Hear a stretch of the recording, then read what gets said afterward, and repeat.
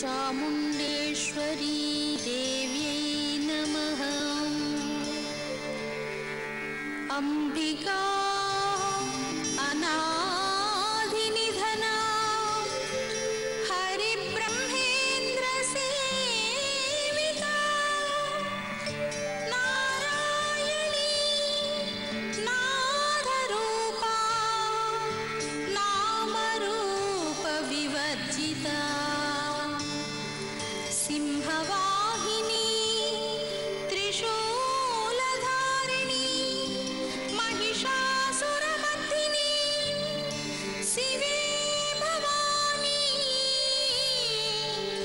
महाकैलासवासिनी नमस्ते नमो नमः।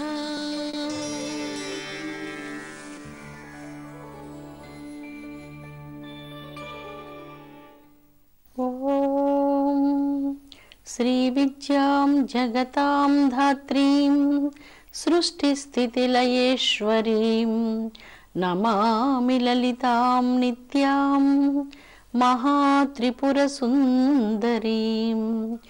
ఓం శ్రీమాత్రే నమః. అమృతాత్మ స్వరూపులైన మీ అందరికీ మీ తల్లి అవ్యాజ్యమైనటువంటి మాతృప్రేమనందిస్తూ లలితా సహస్రనామాలు మహాశక్తివంతమైనటువంటివి. ఇందులో ఒక మంత్రం మహాశక్తి. 4 బీజాక్షరములు కలిగినటువంటి ఈ మంత్రరాజము అపూర్వమైనటువంటి శక్తి తత్వాన్ని గురించి తెలియజేస్తూ ఉన్నది.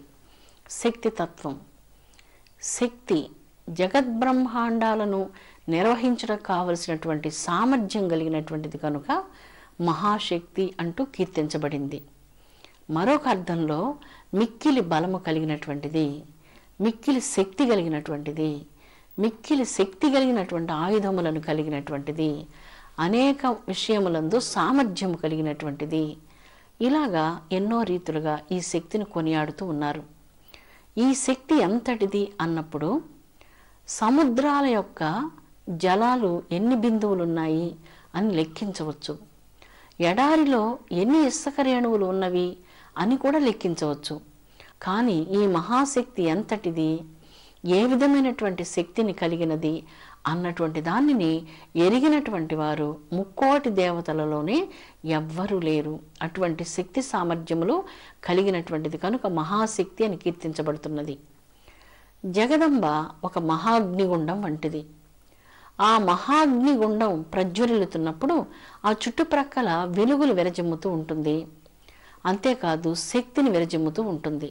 అదేవిధంగా అనంతమైనటువంటి నీలాకాశంలో మనం చూసేటువంటి అనేక కోట్ల బ్రహ్మాండాలకు వెలుగును, శక్తిని ఈ మహాశక్తి ప్రసాదిస్తున్నది కనుక జగన్మాత లలితా భవానీదేవి మహాశక్తి అంటూ కీర్తించబడింది.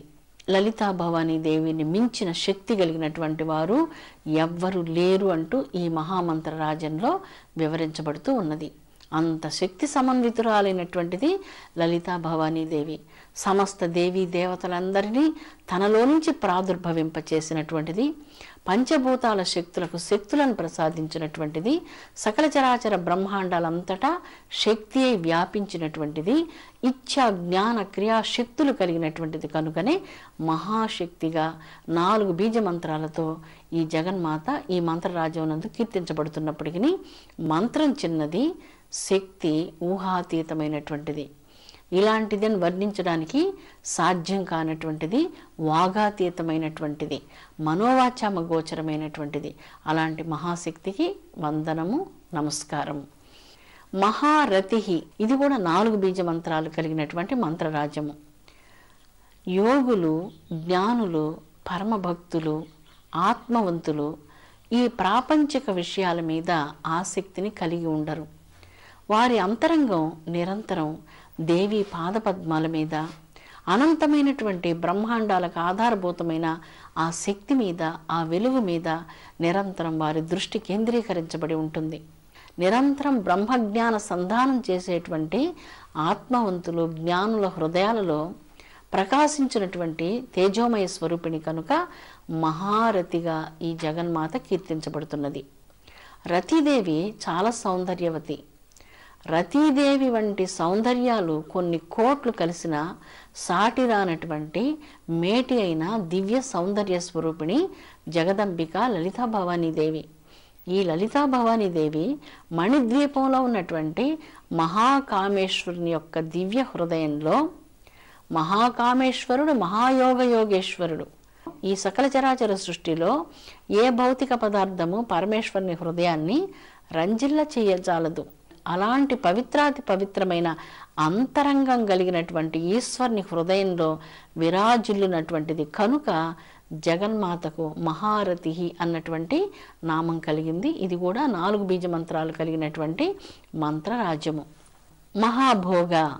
మహాభోగ అన్నటువంటి మంత్రరాజ్యం కూడా 4 బీజ మంత్రాలు కలిగినటువంటిది. భోగము అనగా సంపదలు, ధన కనక వస్తు వాహనాదులు అని అర్థం వస్తుంది. ఇవన్నీ అనుభవించడాన్ని భోగభాగ్యాలు అంటారు. మాకు భోగభాగ్యాలు లేవు అని కొందరు అంటుంటే, మాకు ఎన్నో భోగభాగ్యాలు ఉన్నాయని ఈ లోకంలో కొంతమంది అంటూ ఉంటారు. ఈ భోగభాగ్యాలను ప్రసాదించినటువంటిది మహాలక్ష్మి స్వరూపిణి అయినటువంటి జగన్మాతగా ఈ మహామంత్రరాజ్యంలో వర్ణించబడుతూ ఉన్నది. మహాభోగ సమస్త సుఖాలను, సకల సంపదలను ప్రసాదించినటువంటిది మహా అనుగ్రహదాయిని అయినటువంటి జగజ్జనని. అందుకే మహాభోగ అన్నారు. తల్లి ప్రసాదించేటువంటి భోగము సాధారణమైనటువంటి భోగం కాదు, అసాధారణమైనటువంటి సుఖాలను ప్రసాదిస్తుంది. ప్రాపంచికమైనటువంటి ఈ లోకంలో ఉన్నప్పుడు, ఈ లోకానికి సంబంధించిన సుఖశాంతులు ప్రసాదించమన్నప్పుడు తల్లి వాటన్నిటినీ అనుగ్రహిస్తుంది.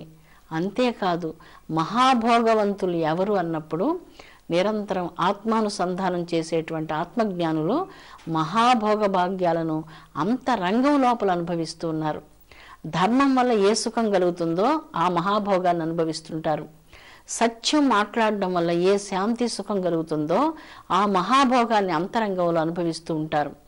కాబట్టి భోగభాగ్యాలు, ఈ ప్రపంచంలో సంబంధించినటువంటి భోగభాగ్యాలు అందరికీ తల్లి ప్రసాదిస్తుంది. కానీ ఈ భోగభాగ్యాలను మాత్రము ఆత్మవంతులకు, జ్ఞానులకు, పరమహంసలకు, మునీంద్రులకు, తపోధనులకు ఇలాంటి వాళ్లకు ప్రసాదిస్తుంది కనుక మహాభోగ అంటూ అమ్మవారిని ఇక్కడ కీర్తిస్తున్నారు. మహేశ్వర్య, ఈసత్వము, సంపదలు. ఈసత్వము అంటే దైవత్వము. ఈ సకల చరాచర సృష్టికి అధిష్టానంగా వెలిసినటువంటి తత్వాన్ని ఈసత్వము అంటారు. ఐశ్వర్యము అంటే సకల సంపదలు అని. కనుక మహైశ్వర్య అంటున్నారు అమ్మను. అమ్మవారు తను తలుచుకుంటే అష్టదారిద్ర్యంతో కష్టపడేటువంటి జీవిని అష్టైశ్వర్య భోగభాగ్యవంతుడిగా చేయగలదు. అలాంటి కృపను తల్లి వర్షిస్తుంది. అందుచేత ఇక్కడ లలితాంబిక పూజ చేసే గృహంలో ఎప్పుడు కానీ దారిద్ర్యం ఉండనే ఉండదు. సమస్త సంపదలను ప్రసాదించే తల్లి గనుక మహైశ్వర్య అనంటూ కీర్తించబడింది. సంపదలు అనేక రకాలుగా ఉన్నాయి. ప్రపంచంలో అన్ని రకాల గౌరవాలిస్తూ గొప్ప ధనవంతులుగా ఉండడం ఒక రకమైన సంపద. భక్తిని తల్లి ప్రసాదించినప్పుడు భక్తి సంపదతో విరాజిల్లడం మరొక సంపద. జ్ఞానం తల్లి వర్షించినప్పుడు జ్ఞానైశ్వర్యంతో విరాజిల్లడం మరొక సంపద.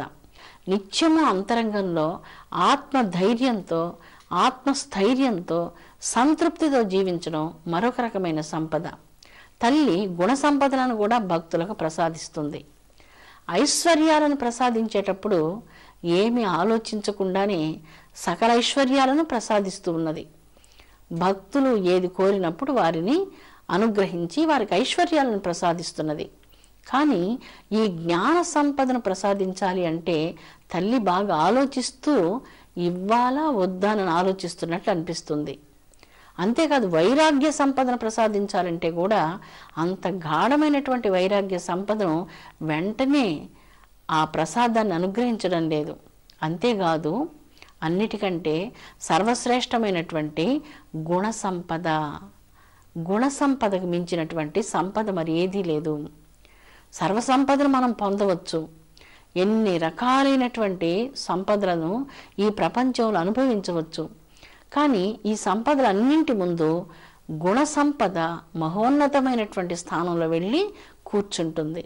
గుణ సంపదతో పోల్చదగినటువంటి సంపద మరి ఏ సంపద కాదు. ఒక వ్యక్తిని మనం చూడగానే వాళ్ళ గుణ సంపద, ఆ గుణ సంపద బయటకు కనపడుతూ ఉంటుంది. ఎలా కనపడుతుంటుంది? వాళ్ళ వినయంలో, మాట తీరులో, చక్కని సంభాషణలో, మర్యాదపూర్వకమైనటువంటి ప్రవర్తనలో, ఇవన్నిట్లో వాళ్ళ గుణ సంపద వ్యక్తమవుతూ ఉంటుంది. వారి యొక్క ప్రవర్తన, వారు సంభాషించే తీరు, వారు మనతో ప్రవర్తించే తీరు, కష్టకాలంలో ఎలాంటి గుణాలతో ఉంటారో ఇవన్నీ కూడా గుణ సంపద. ఈ సంపదలు తల్లి ప్రసాదించేటువంటి మహదైశ్వర్యాలు.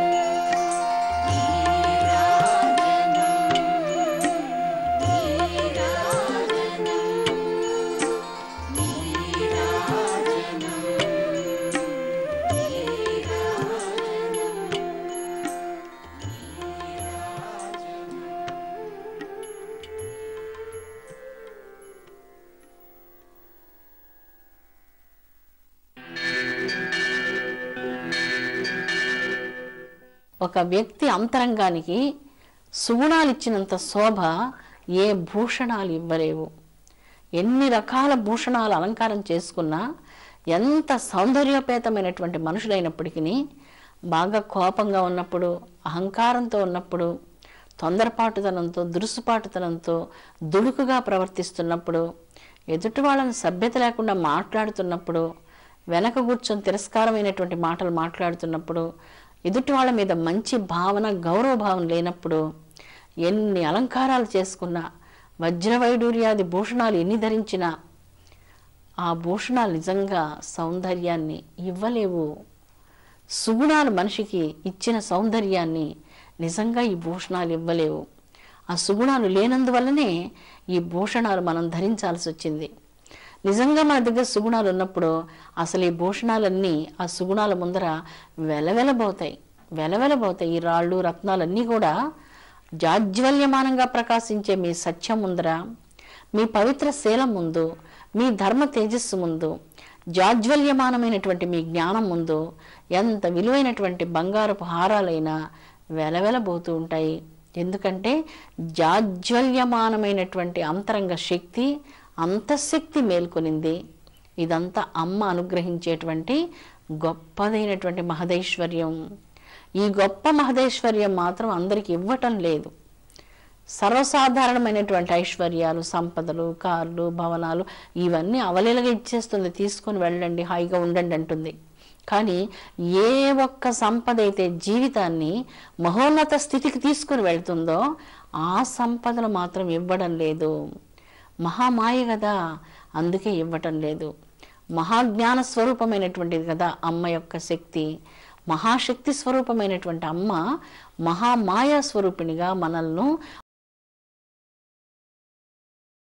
మాయాలోకంలో బంధించి ప్రాపంచికమైనటువంటి విషయాల మీద మిక్కిలి ఆసక్తిని కలిగించి వాటి యందు పరిగెత్తి, వాటి యందు ఆనందిస్తూ, వాటి యందు మాత్రమే మా మనసును లగ్నం చేసే విధంగా మహామాయ స్వరూపిణైనటువంటి అమ్మ మాయ చేస్తూ ఉన్నది. ఈ మాయ నుంచి రక్షణను పొందాలి. అవును, రక్షణ కావాలి. సుగుణాలన్నీ హృదయంలో విరాజిల్లాలి.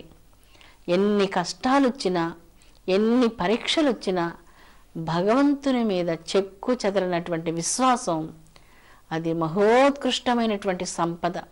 అమృతాత్మ స్వరూపులారా, మహైశ్వర్య అనేటువంటి మంత్రం అమ్మవారు ఐశ్వర్యాలు ప్రసాదిస్తున్నది. ఎందుకంటే ఐశ్వర్యాలకు తను నిలయం కనుక, సకల ఐశ్వర్యాలను ప్రసాదించేటువంటి ఐశ్వర్య నిలయం కనుక ఈ లోకానికి కావలసినటువంటి ఐశ్వర్యాలన్నిటినీ ప్రసాదిస్తుంది.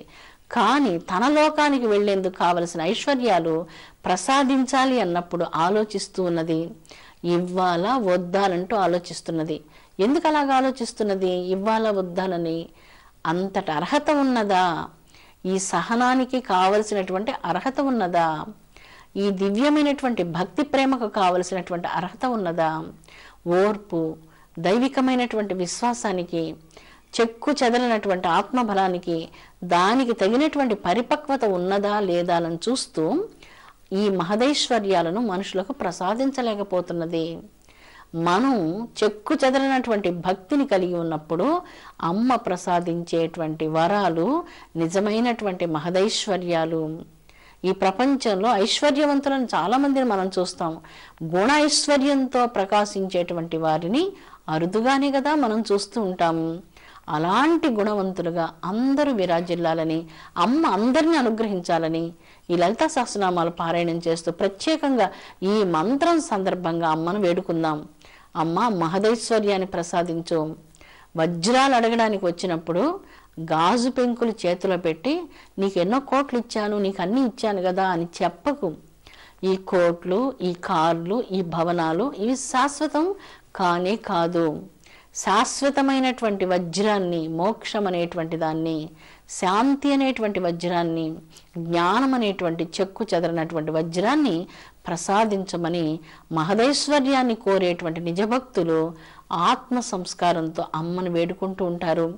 వారి హృదయాలను స్వయంగా తన చేజేతులారా సుగుణాలతో తల్లి అలంకరిస్తుంది.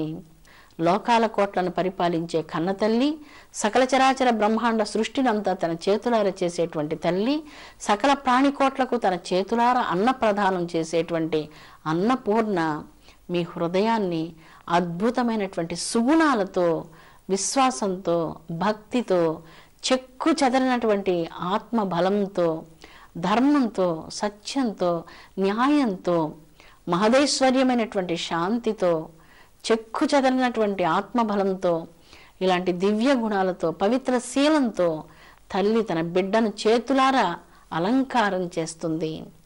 చాలా చక్కని అలంకారం చేస్తుంది. ఈ మహదైశ్వర్యాలని ఏ హృదయానికి ప్రకాశాన్ని ఇస్తాయో వాళ్ళని మించినటువంటి ఐశ్వర్యవంతులు ఎవరుంటారు? పోతనామాత్యుని చరిత్ర మీ అందరికీ తెలుసు. పోతన గారి జీవితంలో చాలా దారిద్ర్యాన్ని అనుభవిస్తున్నప్పటికీ, రాజాదిరాజు ఎన్నో సంపదలు పంపించినప్పటికీ ఆ సంపదలు నిజమైనటువంటి సంపదలు కావు అని ఎరిగి వాటిని వెనకకు పంపించి రామ చరణార విందాలను ఆశ్రయించి భక్తితో ఆ చరణాలకు మించినటువంటి శ్రేష్టమైన సంపద మరి ఏది లేదునంటూ కొన్ని వందల సంవత్సరాల క్రితమే నిజమైనటువంటి సంపద ఏదో ఈ మానవ లోకంలో నిరుపేదగా జీవితం గడుపుతూ కూడా ఎన్నో కష్టాలు వచ్చినప్పటికీ కూడా ఆ కష్టాలను హృదయంలోకి తీసుకోకుండా రామ భక్తియే శ్రేష్టమైనటువంటి సంపదగా భావించినటువంటి పుణ్యమూర్తులు ఈ మట్టిలో, ఈ దేశంలో జన్మించారు. వారు జన్మించిన దేశంలో మనందరం కూడా జన్మించామని ఎప్పటికీ మర్చిపోకండి. అలాంటి త్యాగమూర్తులను లోకం స్మరిస్తుంది కానీ కోటాను కోటీశ్వర్లను ఎవరిని ఈరోజు స్మరించడం లేదు. కారణం ఏంటి? నిజమైనటువంటి ఐశ్వర్యం ఏంటో జనని తన భక్తులకు అంతరంగంలో విప్పి చూపుతుంది. నిజమైనటువంటి ఐశ్వర్యం సర్వోత్కృష్టమైనటువంటి భక్తి సంపద, జ్ఞాన సంపద, ఆత్మ సంపద, ఆత్మ సంతృప్తి అనేటువంటి సంపద, నిరంతరం శాంతి అనేటువంటి సంపద మన గృహంలో కన్నతల్లి నింపునుగాక. మన భౌతిక జీవితానికి కావలసినటువంటి అన్ని అవసరాలను తల్లి స్వయంగా తానే సమకూర్చి జీవితాన్ని ఉత్తమోత్తమైనటువంటి ధర్మాలతో, విలువలతో నడిపించునుగాక.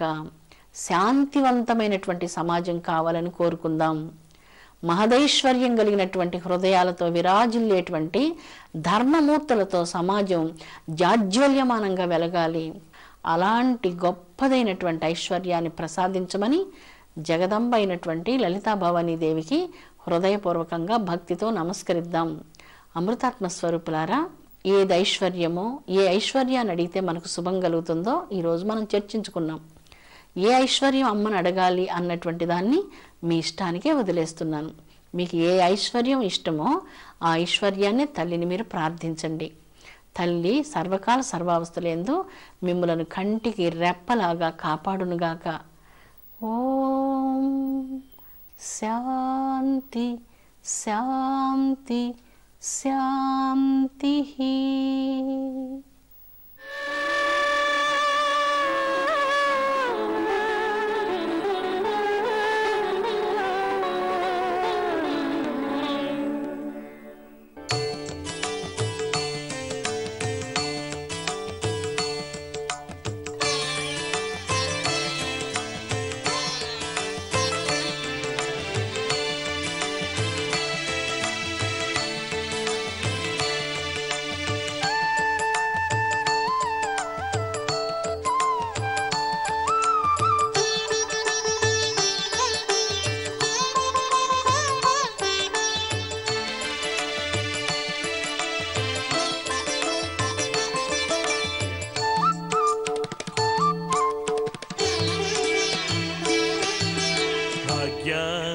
లక్ష్మీ బారమ్మ నమ్మమ్మ నీ సౌభాగ్యాద లక్ష్మీ బారమ్మ నమ్మమ్మ నీ సౌభాగ్యాద లక్ష్మీ బారమ్మ నమ్మమ్మ కరుణామయి దేవి బారమ్మ నమ్మమ్మ విజయేశ్వరి దేవి బారమ్మ నమ్మమ్మ విజయేశ్వరి దేవి బారమ్మ నమ్మమ్మ కరుణామయి లక్ష్మీ బారమ్మ.